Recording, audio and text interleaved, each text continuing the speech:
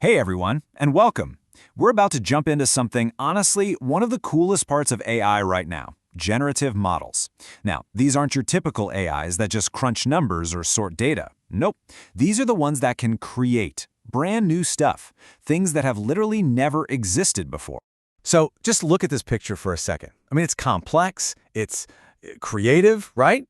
Well, a computer made this, an AI. And that just brings up this massive question, how? How in the world does that even work? How does a machine, something we usually think of as, a fancy calculator, learn to be an artist? Well, that's exactly what we're going to unpack today. Okay, so to really get how an AI can pull off something creative, we first have to back up a little and talk about how machines learn in the first place. Because, and this is key, it's not all the same. The way an AI learns totally changes what it can and can't do. All right, so most of the AI you bump into every single day, it learns to classify things. This is called supervised learning. And honestly, the best way to think about it is like a student cramming with flashcards, right? You show the AI an input, we'll call it X, maybe a picture of a cat, and then you give it the answer, the label, we'll call that Y, which is just the word cat. You do that thousands, maybe millions of times, and pretty soon it gets really good at seeing a new picture of a cat and yelling, cat. But what if you don't give it any answers? What if you just throw a gigantic folder of cat pictures at an AI with 0 labels? Well, that's called unsupervised learning. And this, my friends, is where things get really interesting. The AI's job isn't to label anything anymore. Its job is to, well, just to look. It has to figure out for itself what all these pictures have in common, to find those hidden patterns, that deep structure, basically the very essence of catness, all by itself. And it's right here, in this process, that the creators, the generative AIs, are born. So to make this super clear, let's try an analogy. Let's imagine there are two main kinds of AI, the judge and the artist. Now, they're both looking at the exact same world of data, but man, do they have different jobs. Okay, so on one side, you've got the judge. The technical term for this is a discriminative model, and its whole job is to sort things, to draw lines in the sand between different types of data. It basically asks, okay, I see this thing, X. What are the chances it's a cat? Y. It's a sorter. But then, on the other side, you've got the artist. This is our generative model, and it couldn't care less about labels. It wants to get to a much deeper truth. It asks, what are the chances that this thing, X, even exists in the first place? It's trying to learn the fundamental rules of what makes a cat picture a cat picture. And if it can learn that, well then, it can start making its own. Right, so that's the big question, isn't it? How does our artist AI actually do this? How does it go from just looking at stuff to creating new stuff? Well, it all boils down to learning something we can think of as the data's blueprint. Now, the techie term for this blueprint is data distribution. I know, it sounds a little intimidating, but don't worry about it. Just think of it as the secret recipe. Seriously, imagine you have a table piled high with thousands of incredible chocolate chip cookies. The recipe, the amount of flour, the kind of chocolate, how hot the oven is, that's the data distribution. It's the set of rules that defines what makes those cookies what they are. A generative model is basically trying to figure out that entire recipe just by looking at the cookies. And this is the whole game right here, in 3 simple steps. First, the AI just dives in and studies a ton of examples. Pictures, sentences, music, you name it. Then, through a whole lot of fancy math, it starts to figure out that core recipe, that data distribution. And finally, once it's got the recipe down, it can head into the kitchen and start making its own stuff from scratch, brand new cookies that are totally unique, but still look and taste exactly like the real thing.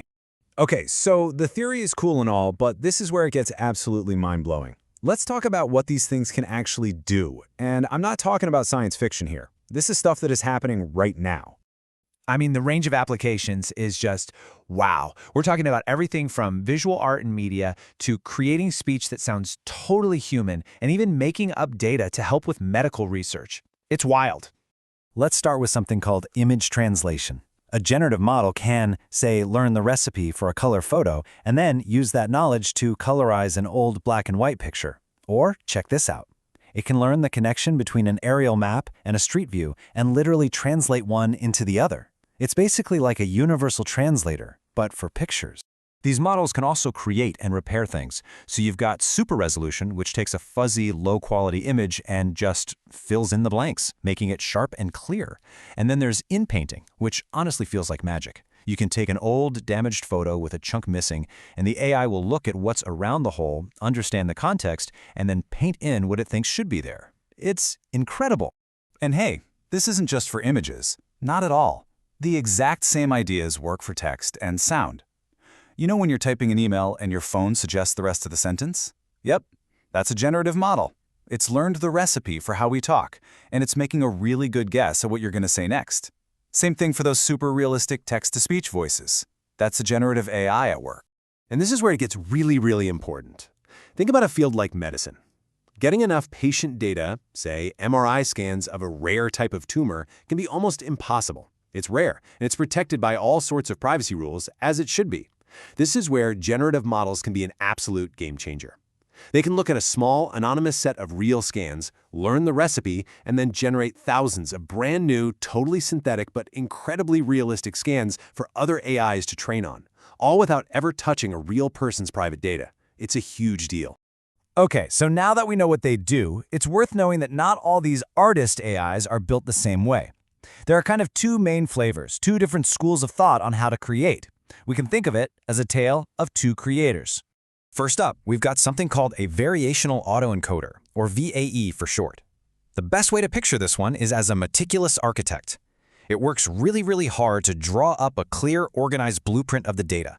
It's maybe not as obsessed with making a perfect photoreal image, but it's very focused on understanding all the underlying features and how they relate.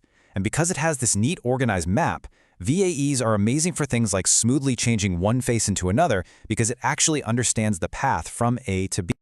And then you have the GAN, the Generative Adversarial Network. Oh man, this one is the wild child. It's not one AI, it's two, locked in an epic battle. You have an artist, a generator that does nothing but create fakes all day. And you have a critic, a discriminator, whose only job is to spot those fakes. The artist just wants to get one past the critic. And this constant competition, this digital arms race happening millions of times a second, forces the artist to get so good that its fakes are, well, perfect, indistinguishable from the real thing. This is how you get those mind-bendingly realistic images online. The catch? It's a chaotic process. It can be really tough to get working right. But when it does, wow, the results are just breathtaking. So look, if you remember just one thing from all of this, make it this. Generative models are all about learning the deepest patterns, that secret recipe hidden inside a bunch of data. And once they've truly mastered that recipe, they can use it to create brand new things that are 100% original, but still feel like they belong with the stuff they learned. And that really leaves us with a pretty mind-bending final thought, doesn't it? We've already seen AI learn the recipe for a human face, for beautiful art, for the way we speak. But if an AI can, in theory, learn the recipe for anything, what's it going to learn next? And what in the world is it going to create?